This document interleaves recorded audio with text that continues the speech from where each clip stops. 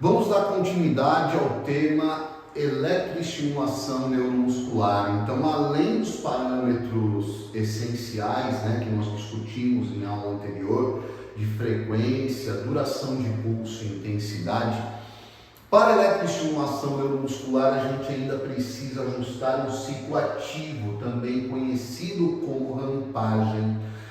O ciclo ativo ele é caracterizado por períodos de contração e períodos de ausência de contração, que nós chamamos também de período de repouso. Na verdade, o objetivo desse ciclo ativo, além de minimizar o risco de fadigabilidade, também é importante para evitar a exaustão. A exaustão geralmente ela vem como uma resposta de cãibra em algumas pessoas, e se a gente não tomar cuidado, isso pode acontecer até durante a aplicação da eletroestimulação neuromuscular.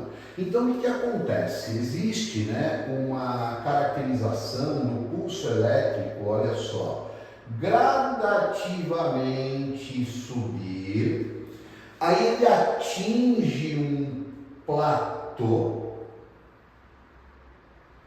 e depois que esse platô é atingido, ele gradativamente desce, diminui a sua intensidade. E nós vamos ter um repouso e depois novamente vai acontecer essa mesma caracterização. Vou até aumentar um pouquinho o gráfico, que a gente faz dois, fica bem legal para vocês entenderem a rampagem. E aí tem aqui novamente um período de contração. Então, de novo, o pulso elétrico ele tem um período que ele sobe gradativamente, atinge um platô, desce gradativamente e para. Então vamos lá. O período onde o pulso elétrico sobe gradativamente até atingir o platô, eu vou representar aqui pela letra A, e a letra A ela representa o tempo de contração concêntrica. Esse tempo de contração concêntrica é conhecido também como tempo de subida. Em algumas marcas, é chamado de rise. Isso pode também mudar, de marca para marca. Aí nós temos aqui um platô, então o pulso elétrico atinge um platô. Esse platô eu vou representar aqui pela letra B. Então a letra B, que é o platô, onde o pulso elétrico estabiliza, seria o tempo de contração isométrica. Esse tempo de contração isométrica é conhecido também como tempo de sustentação. Em algumas marcas, o tempo de sustentação é conhecido como ON.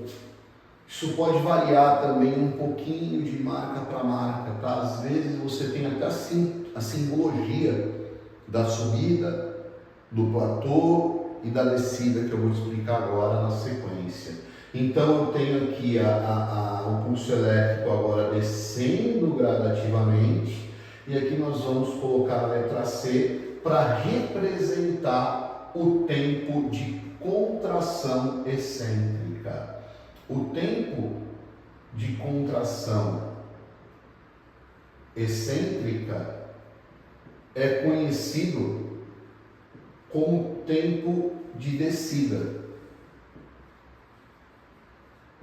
Algumas marcas chamam esse tempo de descida de decay.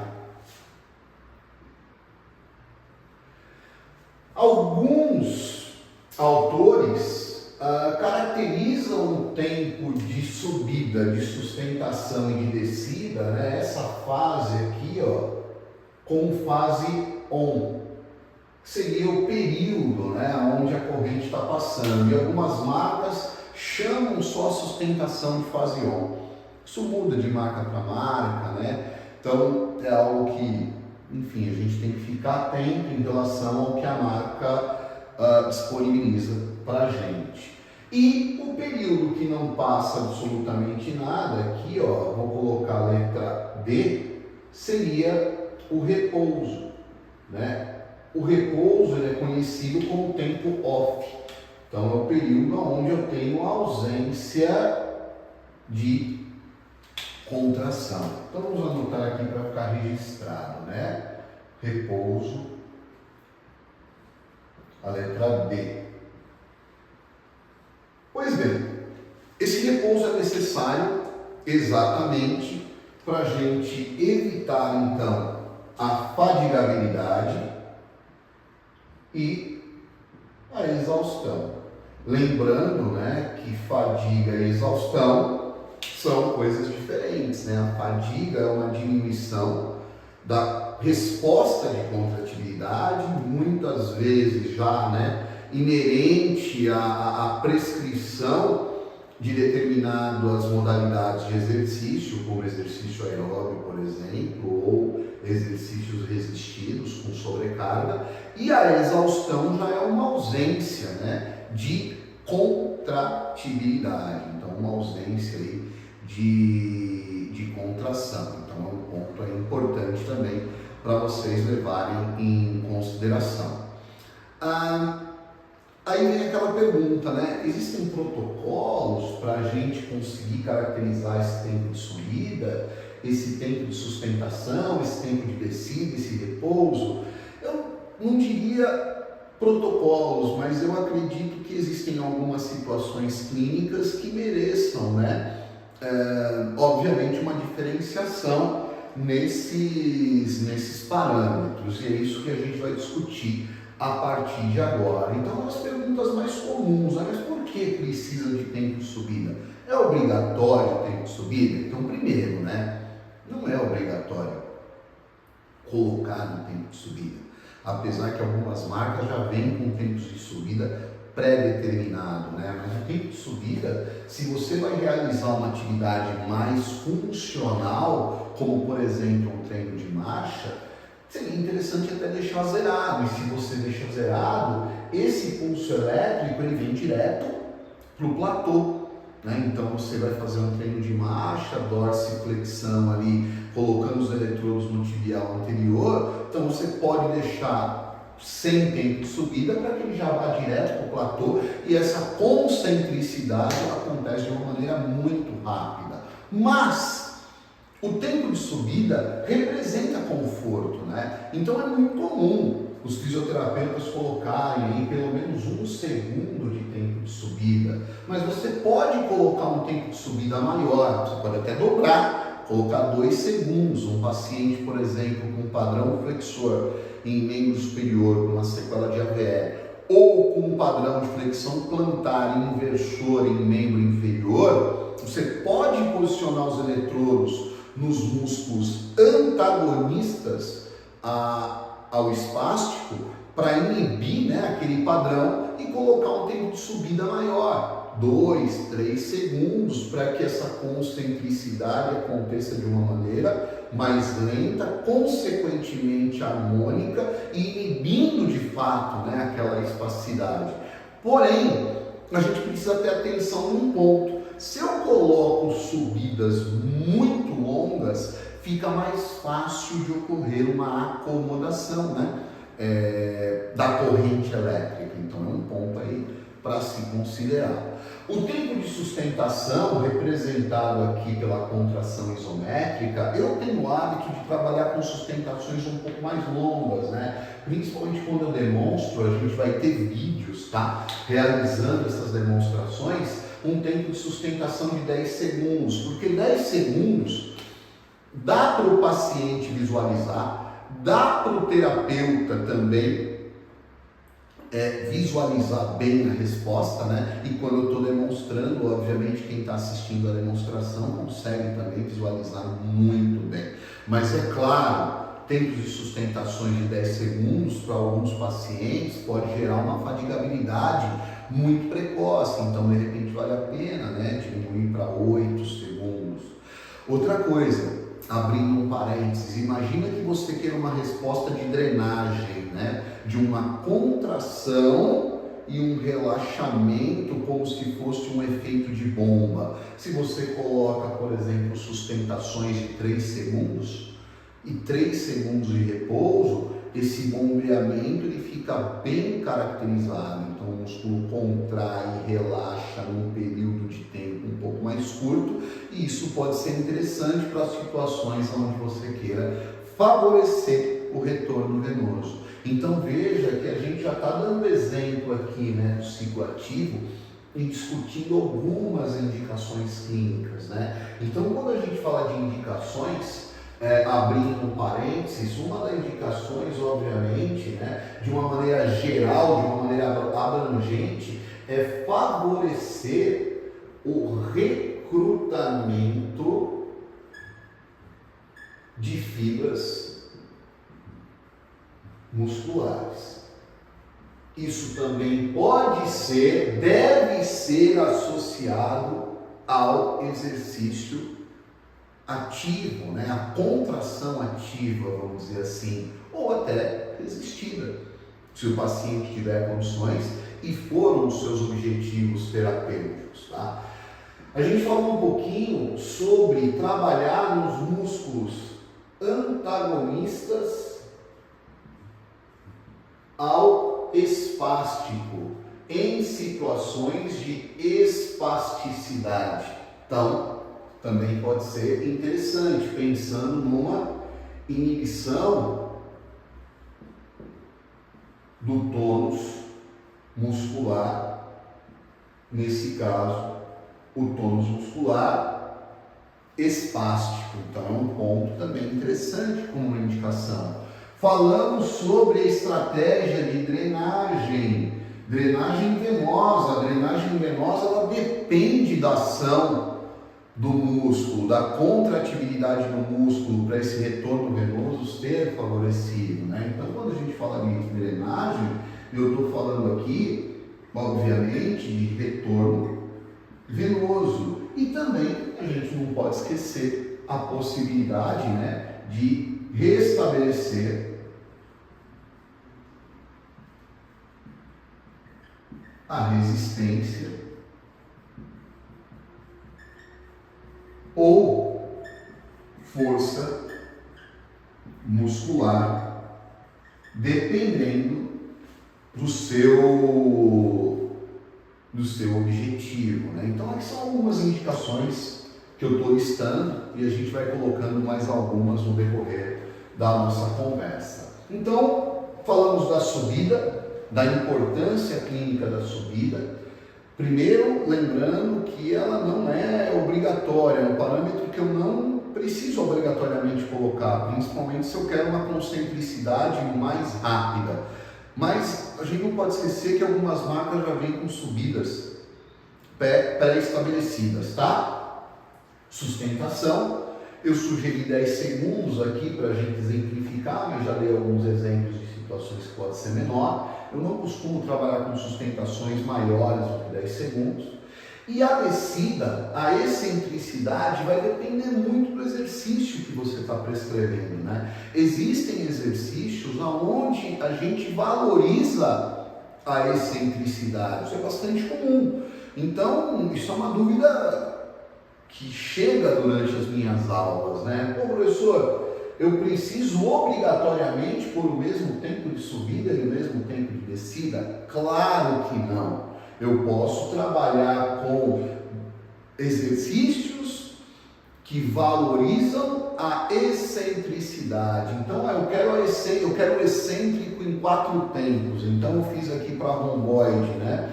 Eu fiz aqui uma adução de escápula, né? Para trabalhar o romboide, para ativar o romboide. Então, eu fiz o concêntrico em 1 segundo, sustentei durante um tempo que eu quero valorizar a excentricidade do gesto, a excentricidade do movimento. Então eu posso colocar um valor maior. Agora, via de regra, né, é bastante comum que o tempo de repouso seja no mínimo o mesmo tempo da sustentação. Então, se eu coloquei 10 segundos de sustentação, eu coloco 10 segundos de repouso, né? Então, essa relação, ela é de 1 para 1, na maioria das vezes. O que significa essa relação de 1 para 1? 10 de sustentação, 10 de repouso, no exemplo que eu estou dando. Edu, mas pode ser uma relação de 1 para 2? Pode, tem livros ou autores que falam até de uma relação de 1 para 3, né? Se o músculo tem uma tendência à fatigabilidade. O problema, gente, é você às vezes ficar esperando 30 segundos, né? De ausência de contração, né? Então acaba se tornando uma terapia muito morosa, né? Então eu tenho como hábito trabalhar com uma relação de 1 para 1,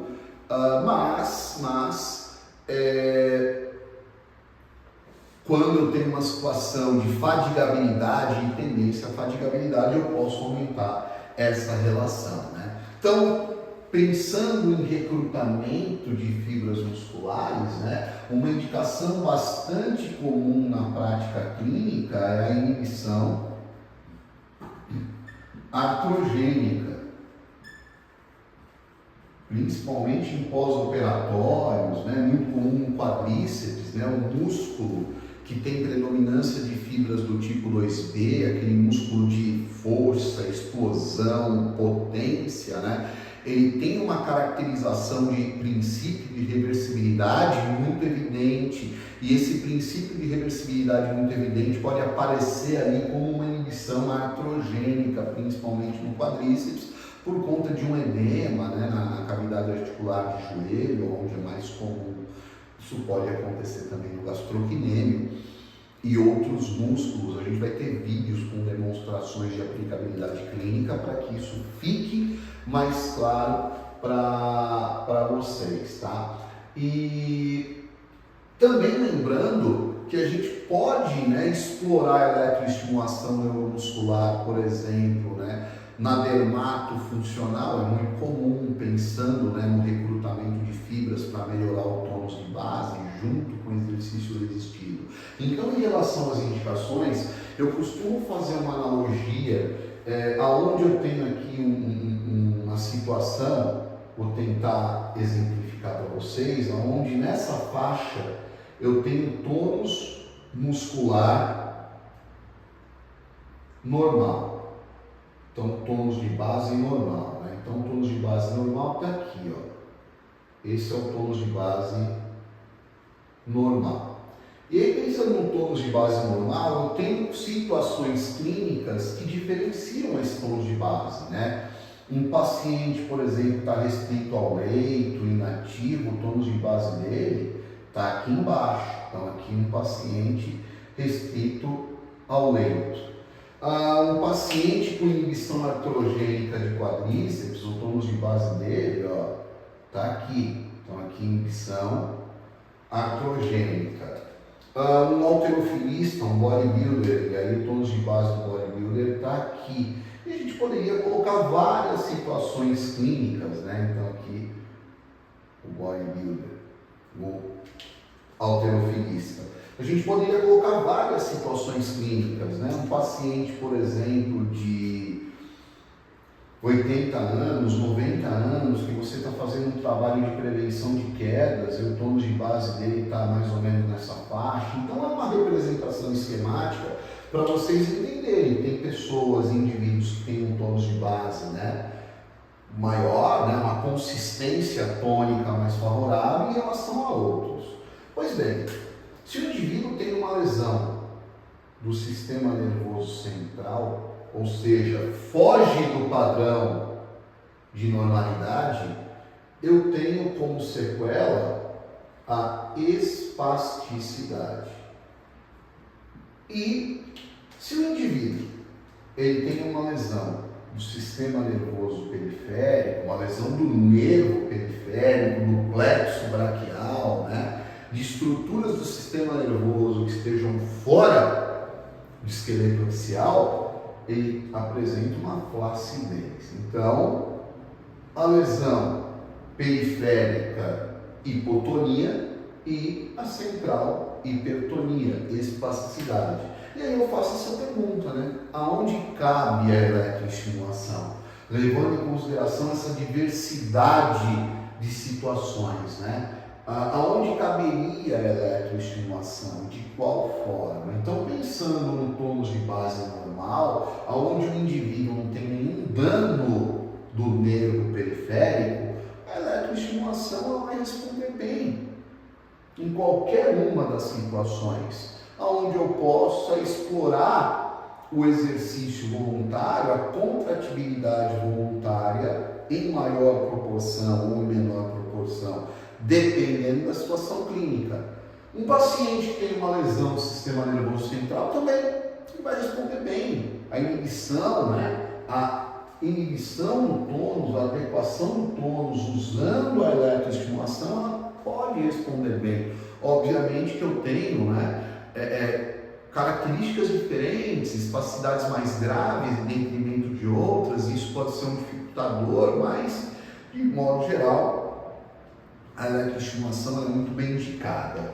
Agora o problema está aqui, né, porque em relação ao nervo periférico, o nervo periférico precisa estar íntegro para que essa resposta ela esteja mais favorecida, né? Então, quando eu tenho uma lesão do sistema nervoso periférico, nem sempre essa resposta vai acontecer, porque a curva, né, do limiar motor, ela sobe demais e o pulso, a duração de pulso, ela pode não ser suficiente para atingir aquela curva. Obviamente que a gente vai ter algumas exceções, nós vamos ter um módulo, né, de eletrodiagnóstico para discutir essas particularidades da lesão nervosa periférica, mas é importante ficar claro que muitas vezes a pessoa chega com uma lesão nervosa periférica, eu vou usar como exemplo o nervo radial, e ele chega no consultório com a mão caída e o fisioterapeuta pensa, poxa, eu vou colocar eletroestimulação. E aí quando ele coloca a eletroestimulação, ao invés de estender o punho flat, ele fala, meu, que é isso, né? Porque o radial, o nervo radial, ele não está íntegro, mas o ulnar e o mediano, eles estão íntegros.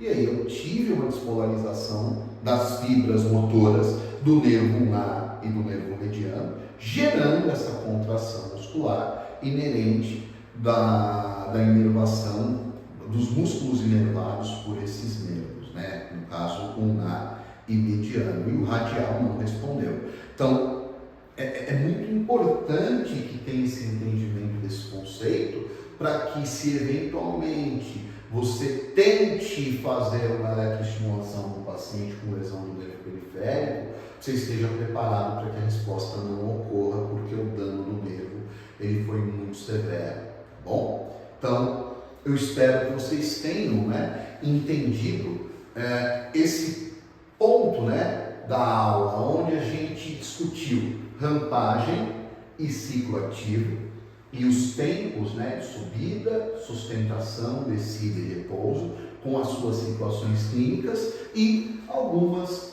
indicações aí mais comuns da eletroestimulação neuromuscular. Tá bom? A gente se vê numa próxima. Um forte abraço.